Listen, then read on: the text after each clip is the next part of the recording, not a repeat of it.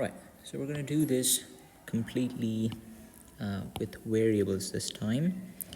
So imagine you have a wall and you have a ball that is approaching the wall with a velocity u. Let's say at an initial angle, we're going to call this as theta. The first thing I can do, I could resolve this. So the vertical component would be u sine theta, and the horizontal component would be u cosine theta.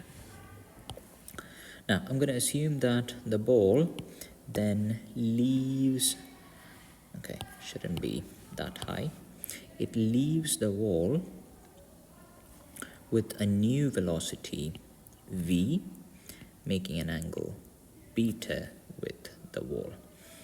So again, we could do the vertical component, that would be v sine of beta, and then the horizontal component would be v cosine of beta. Now, just like from the previous video, what we have seen is only the perpendicular component remains affected because of the modeling assumption that the wall is a smooth surface and the ball is also a smooth surface. So there is no friction that is kind of affecting the horizontal component. So the first thing that I can straight away write is u cosine theta would be equal to v cosine beta. So that is the first expression that we can kind of make.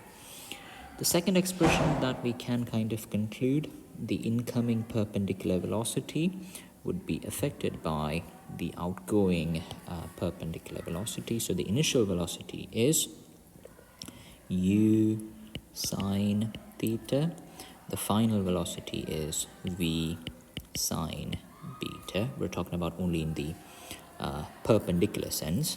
And if you take v over u, that was the idea. The final over the initial, that would be equal to the coefficient of restitution, which is e.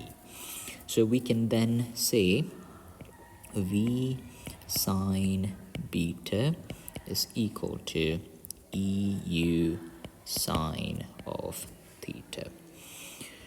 So this is the second expression that we can take.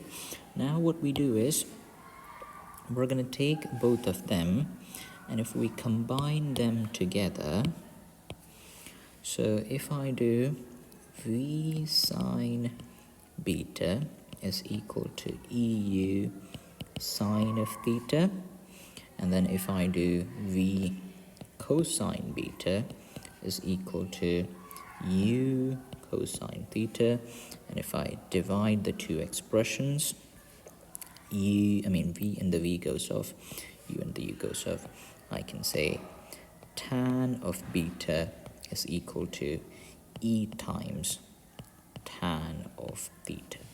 This is the connection between the angle of approach and the angle of separation. This is the connection between the vertical component of the incoming velocity and the outgoing velocity. This is the connection between the horizontal components of the velocity. So what we can infer from this is horizontal component remains unchanged.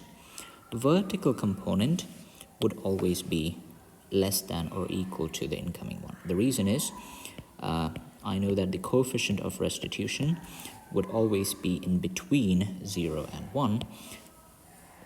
So because you're timesing it by e, the new velocity would always be less than the original velocity. The same thing goes with the angle as well.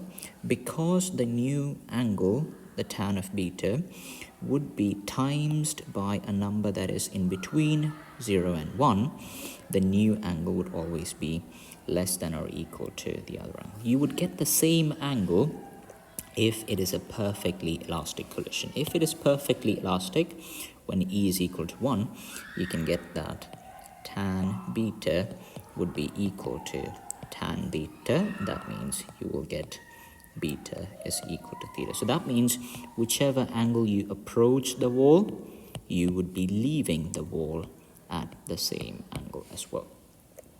If it is a perfectly non-elastic or an inelastic collision, then E would be 0.